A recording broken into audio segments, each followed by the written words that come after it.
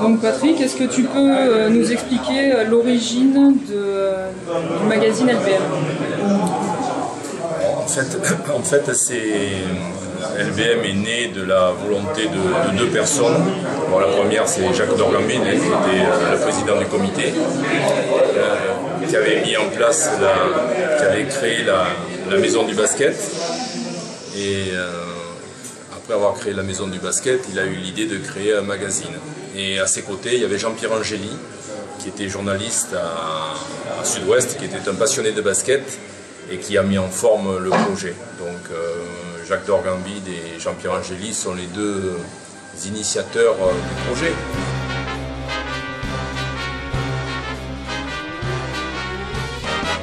Un journal pour le basket landais, ça paraissait insurmontable, voilà. Et puis c'est parti en 77, je crois, avec un feuillet de 4 pages. Et maintenant, on en est à quel numéro? Alors, ça doit être le 171, numéro 171. Et avec combien de pages? Et avec pratiquement 50 pages. Voilà. Et puis bon, avant il n'y avait pas de couleur, c'était du noir et blanc. C'était une époque où à l'imprimerie on mettait encore les plombs. Je me rappelle, on corrigeait les fautes d'orthographe avec la pince et les plombs qui sortaient. Bon, c'était la folie. Ouais. Quand on voit aujourd'hui par informatique ce qu'on fait, ça n'a plus rien à voir. Ça n'a plus rien à voir. Mais bon, après le projet il a agrandi, hein, de 4 feuillets, il y en a eu 6, il y en a eu 8, il y a eu une équipe de rédaction, et puis voilà. Bon, les plus pessimistes pensaient que ça serait qu'une histoire de quelques années. Et 77, 2015, 2013, bon, il est toujours là, et il est toujours là, il est attendu, il est lu. Voilà.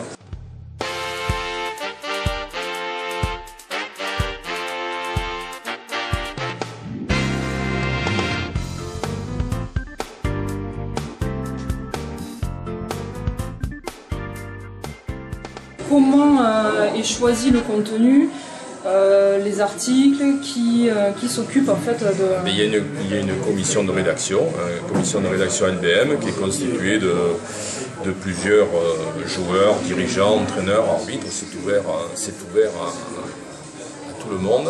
Et puis bon, en fonction de l'actualité du basket landais, on choisit des articles, des clubs, des portraits. Bon, il y a un échange, il y a une discussion qui se fait de façon très conviviale et pour essayer de coller à l'actualité. Après ce soir, il faut se mettre au travail, c'est-à-dire que tous les rédacteurs prennent leur crayon ou leur clavier d'ordinateur et puis bon, on fait les papiers, il faut centraliser les papiers, il faut faire la maquette, il faut mettre en page. Après, il y a un gros travail qui ne se voit pas, qui est toute la partie maquette et montage du journal, des relectures, des photos aussi. Parce qu'on a voulu que ce magazine soit vivant avec des photos, donc on travaille avec 2 photographes qui sont là depuis le début, presque depuis le début, Gérard Bouillou et Jean-Michel Laforce. Voilà, et bon, il faut monter les photos. Et... Bon, je dis toujours que c'est un journal de pro fait par des amateurs. Voilà. Le magazine ou l'équipe de rédaction rencontre certaines difficultés pour remplir les pages? Ouais, non, je dirais la difficulté, c'est pas un problème. La difficulté, c'est qu'on cherche toujours des personnes pour entrer dans la commission. C'est surtout ça, parce qu'il y a quand même beaucoup d'articles à faire. Plus on est, plus on allège la charge de ceux qui y sont. Voilà. Et ça court pas les rues. De trouver des gens qui donnent de leur temps pour faire ça, voilà. Donc il y a toujours la réticence aussi de dire « Oh, moi je suis pas capable d'écrire », il y a un frein quand même d'écrire. Bon voilà, donc si on était un petit peu plus nombreux, ça serait un petit peu plus facile. Voilà, en gros c'est ça, parce que plus il y a de monde, plus ça permet de faire de papier, d'alléger les charges des autres.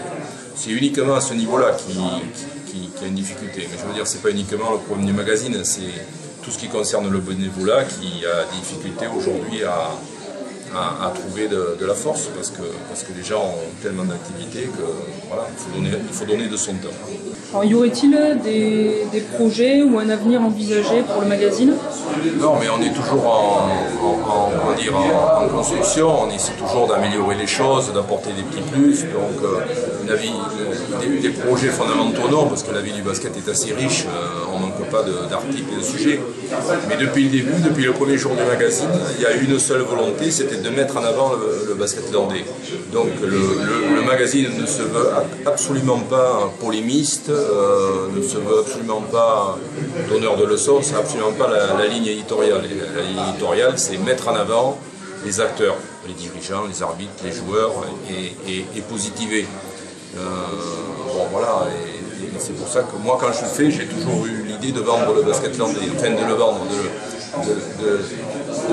de montrer comment il était fort de ses richesses et tout ça, parce que c'est quand même c'est très particulier. En France, il n'y a pas beaucoup de départements comme les Landes, et ça étonne beaucoup de gens de voir un département qui a une salle d'entraînement, qui a une maison de basket, qui a un magazine. Bon, c'est quand même une chose extraordinaire. Voilà. Et au travers du journal, eh bien, on essaie d'exprimer ce qui fait l'enthousiasme du basket landais.